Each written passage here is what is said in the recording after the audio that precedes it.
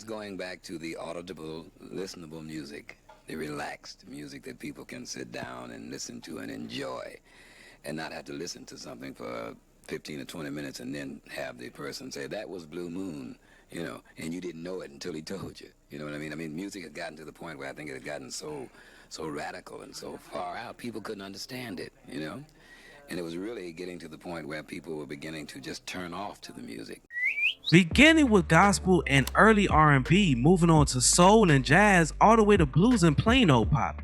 This vocalist was a great master of vocal music, and his versatility allowed him to adapt to changing musical times while remaining clearly himself.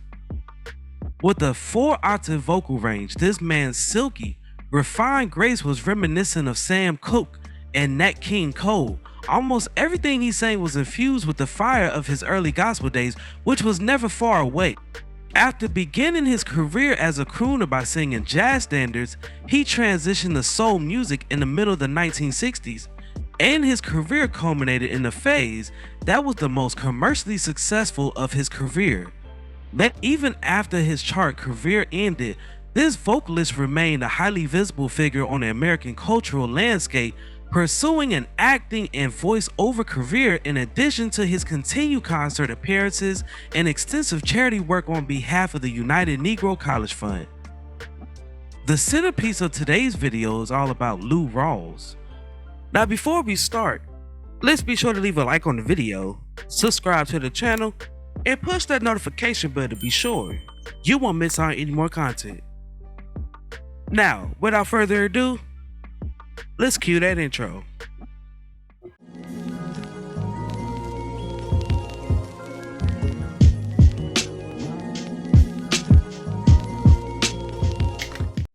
Louis Allen Rawls was born on December 1st, 1933 in Chicago, and his grandmother reared him on the city's south side. He began singing in a choir at his Baptist church at the age of 7, and as a teenager, he grew interested in popular music by attending events at the Regal Theater, where genre-crossing artists such as Joe Williams, Arthur Prysock, and Billy Eckstine were his personal favorites. Rawls also tried his hand at harmony group singing with schoolmate Sam Cooke, forming the gospel group the Teenage Kings of Harmony. Rawls went on to sing with the Holy Wonders and, in 1951, succeeded Cooke in the Highway QCs. When specialty recording artist The Chosen Gospel Singers toured Chicago in 1953, they recruited Rawls as a new member. He made his recording debut on a couple of sessions in early 1954. He later joined the Pilgrim Travelers, but left in 1956 to join the Army as a paratrooper. After being discharged in 1958, he rejoined the Travelers and went on tour with Cooke.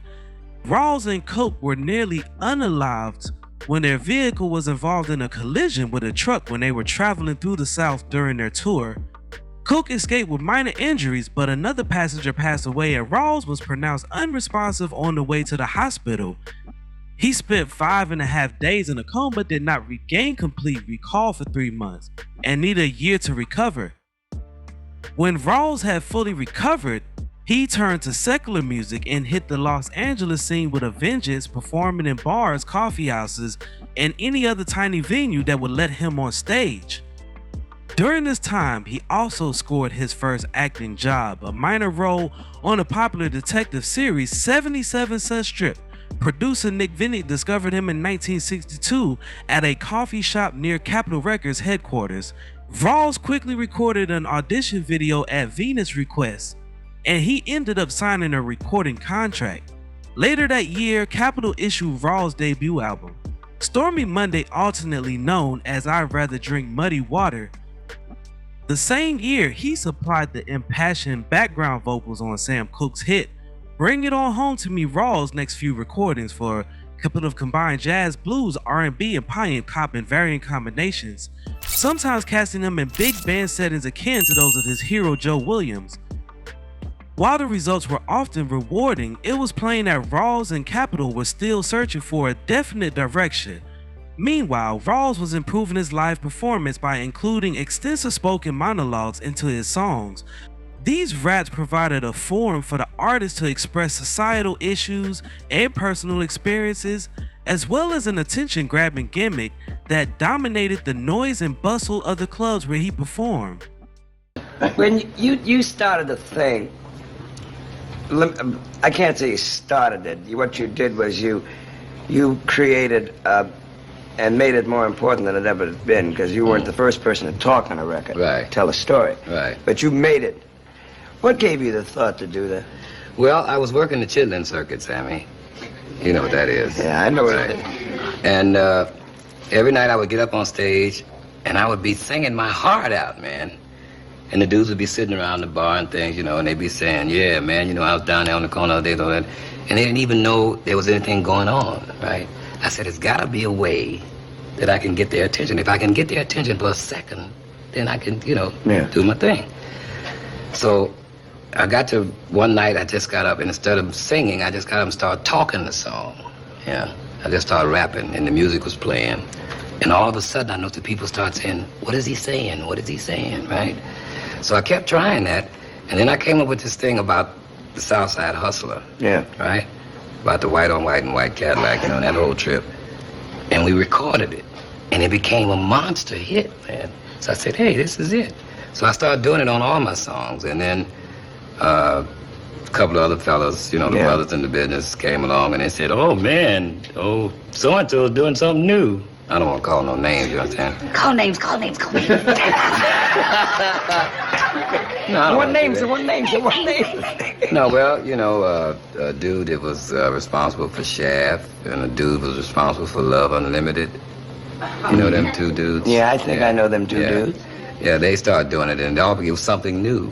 Yeah, it was cool. But you have a way of doing it that relates to everybody. And I try to do that. Yeah, but though it's innately black, it relates to everyone, which means something very special to me. Right, well, everybody's paid dues. 1966's Live captured that distinctive concert presence on a repertoire mostly jazz and blues and proved to be a gold-selling breakthrough hit.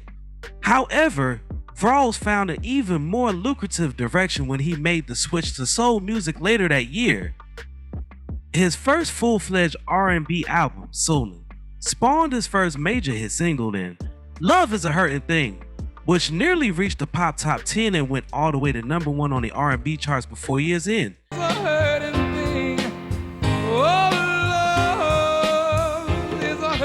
1967's Dead End Street hit #3 R&B and won Rawls his first Grammy for Best R&B Vocal Performance. I know I'm on a dead end street in a 1969 cover of Mabel John's Your Good Thing Is About to End was Rawls' next big hit, although by that time his LP sales had begun to slip a bit. to come to an end. Nonetheless, he was still a regular presence on variety shows and on the Las Vegas circuit. In 1971, Rawls parted ways with Capitol and signed with MGM, where he promptly delivered another one of his greatest successes with Natural Man. With his subtle message of black pride, Natural Man reached the top 20 on both the pop and R&B charts and won Rawls his second Grammy. However, much of the material M. Cheech Rawls to record was too lightweight for the singer's standards. Disenchanted, he left the label in 1972. It wasn't until 1975 that he caught on with another label, the Independent Bell Records, where he recorded an early Daryl Hall and John Oates composition, She's Gone. Unfortunately, Rawls' version was eclipsed by the Tavares' far bigger hit recording of the song, and he soon left Bell to sign with Kenny Gamble and Leon Huff's legendary soul imprint Philadelphia International. With Gamble and Huff help, Rawls managed to successfully reinvent himself in the lush orchestrated Philly soul idiom.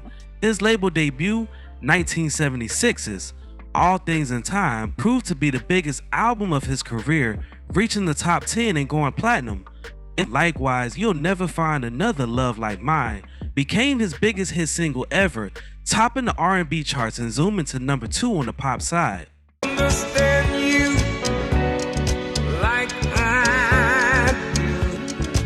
Despite Rawls' general taste for mature adult music, You'll Never Find Another Love Like Mine was compatible enough with the emerging disco sound to garner substantial dance club play as well.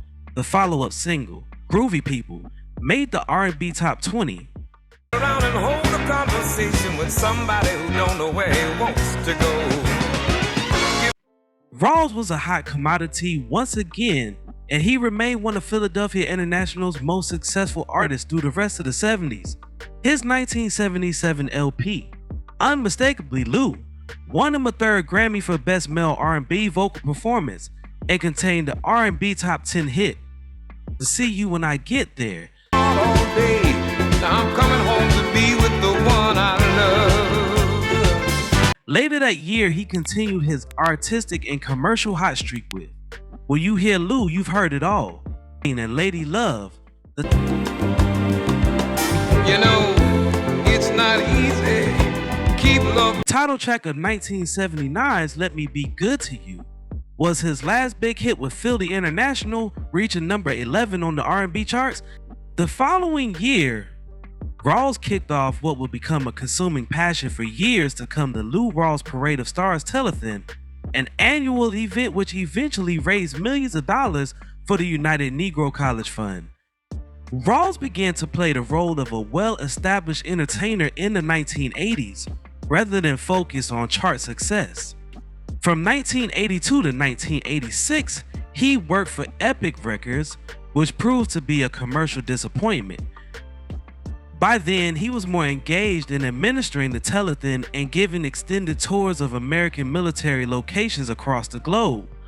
A return with Gamble and Huff in 1987 resulted in his final R&B charting hit, I Wish You Belonged to Me. It's a doggone shame you love me.